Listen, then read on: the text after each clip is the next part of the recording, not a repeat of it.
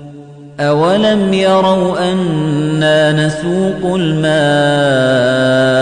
إِلَى الْأَرْضِ الْجُرُزِ فَنُخْرِجُ بِهِ زَرْعًا تَأْكُلُ مِنْهُ أَنْعَامُهُمْ وَأَنْفُسُهُمْ أَفَلَا يُبْصِرُونَ أعوذ بالله من الشيطان الرجيم بسم الله الرحمن الرحيم الحمد لله الصلاة والسلام على رسول الله.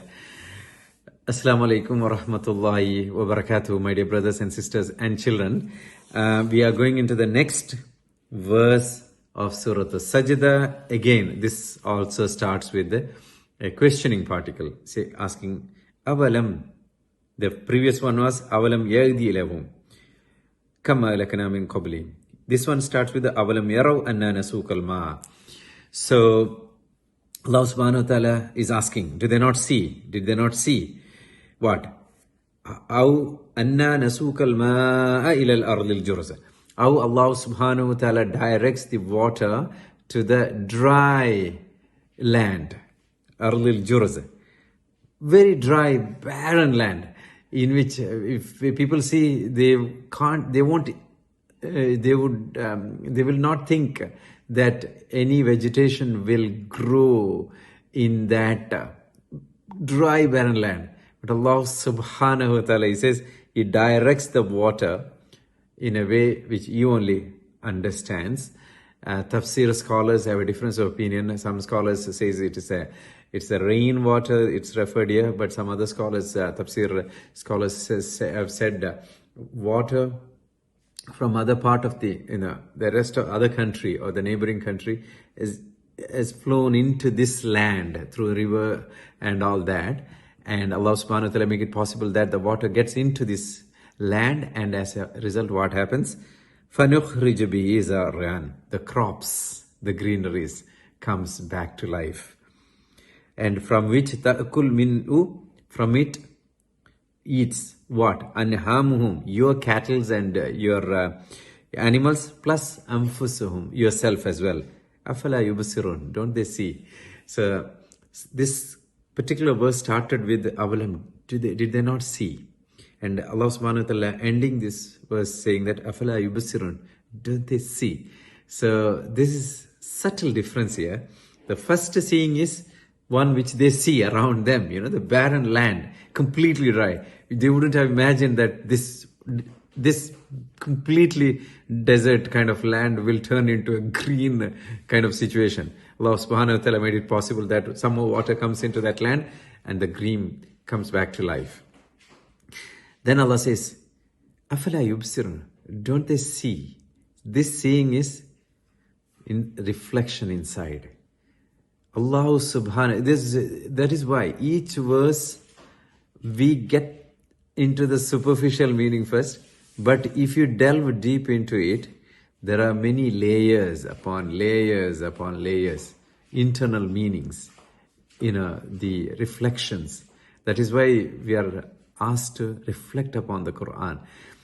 Tadabbur. Now, afala yubsirun, like, it can be comparable with you can compare it with how a dead heart, in the sense, spiritually dead heart. And Allah subhanahu wa ta'ala blesses it with this hidayah, noor. What happens? All of a sudden it comes to life. He starts worshipping, and his taqwa increases, iman, the sweetness of iman and khushu, and he does good deeds and gets closer to Allah subhanahu wa ta'ala. All of a sudden it becomes green. But if anyone had seen that person before, when he was involved in all kind of disobedience and all that, nobody would have thought that this guy will change. But Allah subhanahu wa ta'ala sometimes changes people's heart in a fraction of seconds.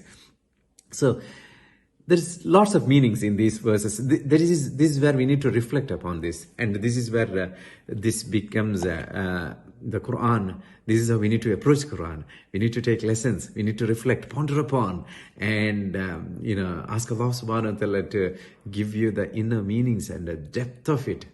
The more you delve into it, the more treasures and the more pearls and things you can collect it from inside. May Allah subhanahu wa ta'ala make us the people of the Quran, and may Allah subhanahu wa ta'ala give us the deepest understanding and wisdom through the Quran, and may Allah subhanahu wa ta'ala bless us through the Quran. Ameen ya Rabbal Alameen. Beautiful. So I'm hoping that your memorization is going very good. And now we have got another 3 verses. May Allah subhanahu wa ta'ala make our this effort as a may Allah subhanahu wa ta'ala accept it from all of us. Jazakumullah khairan for accompanying me in this beautiful journey. I'm trying to memorize as well, but at the same time, memorization is only part of the thing. The most important part is always reflecting upon it, pondering upon it, and getting closer to Allah subhanahu wa ta'ala through the Quran. So that is the main purpose of it. Memorization, I wanted to do it because, as I said before, memorization helps us to immediately download it from here, from our memory, while you are driving or while you're shopping or cooking and things like that. If you feel like reciting Surah Sajdah, it is there. You don't have to, snatch your phone and things like that.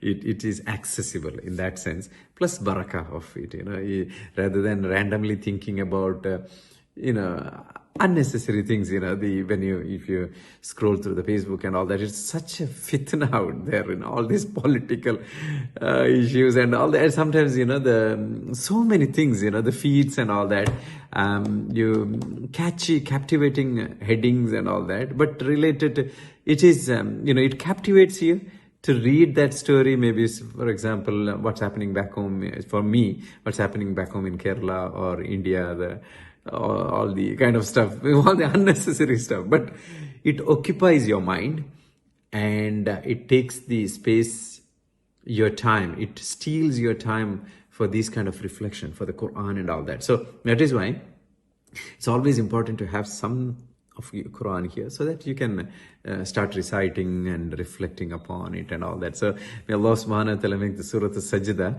because most of the people take Surah Al-Mulk and they memorize that 30 verses and all that. May Allah subhanahu wa ta'ala make all of you as familiar with Surah Sajdah as you are with the Surah Al-Mulk. So these two surahs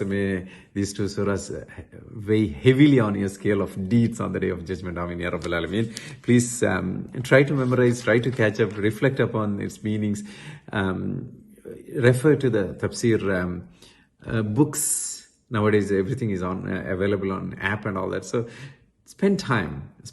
While I was preparing for these talks every day, how much I learned, you just can't imagine, the deepest reflection. Some of the verses really touched me so deeply, again and again, every time you come to it. So a couple of years ago, when I initially went through Surah Sajdah, there are a few verses which shook me really deep, like وَلَوْ تَرَى إِذِ الْمُجْرِمُونَ نَاكِسُوا رُءُوسِهِمْ. That scene was quite shock, it shook me that time. And this time it was some other verses, like, a couple of Idabbir al-Amr. So, Amr and Khalq, these are the two things. Allah subhanahu wa ta'ala, how He controls, handles or does things in the unseen world. Allah subhanahu wa ta'ala just gives us a glimpse of what's happening there. He said, if in your calculation it is thousands of years, but for Him it's a fraction of seconds if He wants to do something. So that's all unseen world. And I'm always fascinated